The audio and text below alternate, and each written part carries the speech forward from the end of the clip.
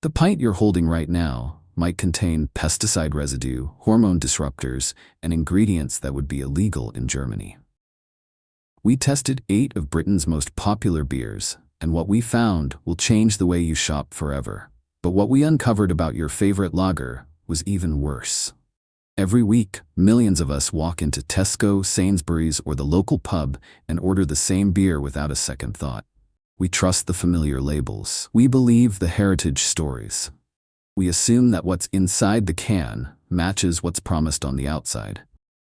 But after months of investigating ingredient lists, regulatory loopholes, and independent testing reports, I can tell you this with absolute certainty. Most of the beer sold in Britain today is not what you think it is. This investigation will show you exactly what you've been drinking, which brands are lying to you, and how to protect yourself going forward. British beer culture goes back centuries. We invented the public house. We created brewing traditions that shaped the world. But somewhere between tradition and mass production, something fundamental changed. In the 1980s and 90s, corporate consolidation swept through the industry. Small breweries were absorbed, traditional recipes were simplified, ingredients were replaced with cheaper alternatives. The focus shifted from craft to profit margin. Today, just 4 corporations control nearly every major lager brand you see in supermarkets. They brew in the same facilities, use the same cost-cutting methods, and hide behind the same regulatory loopholes that British law permits. What most shoppers don't realize is that UK beer regulations are far weaker than those in Germany, Belgium, or even parts of America. Additives banned elsewhere are perfectly legal here. And the companies selling you these products have no obligation to tell you what's really inside. We started by examining ingredient declarations on major beer brands. What we found was troubling, but not surprising. Glucose syrup appears in nearly every mass-produced lager sold in Britain. This cheap fermentable sugar replaces traditional malted barley, producing a thinner, less flavorful beer while cutting production costs dramatically. In Germany, this would violate the Reinheitsgebot, the 1516 beer purity law that restricts lager to just water, malted barley, hops, and yeast. But glucose syrup is just the beginning. Maize and rice are used as adjuncts to further dilute the malt content. Hop extracts replace whole hops. Caramel coloring containing 4-methylimidazole, classified as a possible carcinogen, is added for appearance. Then there's the matter of what isn't listed. Processing aids like isinglass, derived from fish swim bladders, don't legally count as ingredients. BPA lining in aluminum cans leaches endocrine disruptors into your drink. And independent testing has found glyphosate residue, a probable human carcinogen, in virtually every commercial lager tested. The regulatory framework that should protect you is designed to protect them instead. The most disturbing discovery came when we examined recent changes to alcohol content across major brands. This isn't about slight variations between batches. This is systematic, deliberate weakening of products while prices stay the same or increase. One of Britain's best-selling lagers quietly reduced its ABV from 4% to 3.7% in 2012. The reason? Tax avoidance. British alcohol duty is calculated on strength, so dropping below 4% meant massive savings. But here's what makes it truly shocking. They kept the old percentage on the label for years. When HMRC finally caught them, they claimed over £50 million in unpaid duty.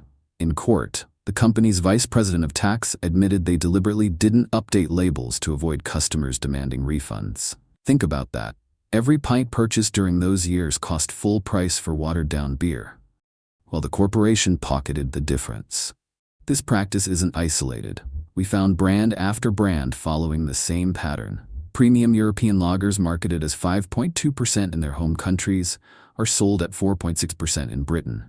The reductions are presented as slight recipe adjustments, but the financial motivation is transparent. A 0.6% drop saves roughly 6p per pint in duty, which across millions of barrels annually represents enormous profit. Then there's the contamination issue. Glyphosate is a herbicide classified by the World Health Organization as a probable human carcinogen. It disrupts gut bacteria at concentrations as low as 0.1 parts per billion. Independent testing found major brand lagers containing between 20 and 30 parts per billion. That's pesticide residue accumulating in your system with every drink. BPA exposure is another concern that's completely unaddressed in UK regulations. Bisphenol A mimics estrogen in the human body and is linked to fertility problems, obesity, and various cancers. The EU recognized this danger and reduced safe exposure levels by 20,000 times in 2023, with a complete ban on BPA in food contact materials starting January 2025. Britain kept the old 2015 standard. While European consumers are protected, British drinkers continue consuming hormone disruptors from every aluminum can. Acetaldehyde forms naturally during fermentation but should be removed during conditioning. Mass production timelines often skip this step. The World Health Organization classifies acetaldehyde as a Group 1 definitive human carcinogen, the same category as asbestos and tobacco, yet it appears in measurable amounts in fast-fermented commercial beers. The worst part? None of this is illegal. UK regulations permit all these practices. Companies aren't breaking rules. They're exploiting a system designed to favor corporate efficiency over consumer health. And because processing aids don't legally count as ingredients, you can't even make an informed choice from reading the label. Britain's most consumed lager uses glucose syrup and contains detectable glyphosate residue. Its alcohol content was secretly reduced while labels stayed misleading for years. The beer marketed with Australian imagery is brewed in Manchester.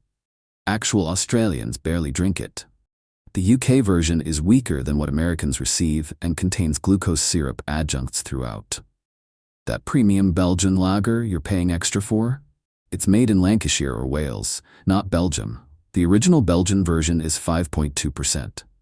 Britain gets 4.6%, a 12% reduction in alcohol content for the same premium price. It contains maize as a cheap adjunct and comes with BPA can lining that Europe has banned. The king of beers contains approximately 30% rice to cut costs. The beechwood aging they advertise so heavily is pure theater.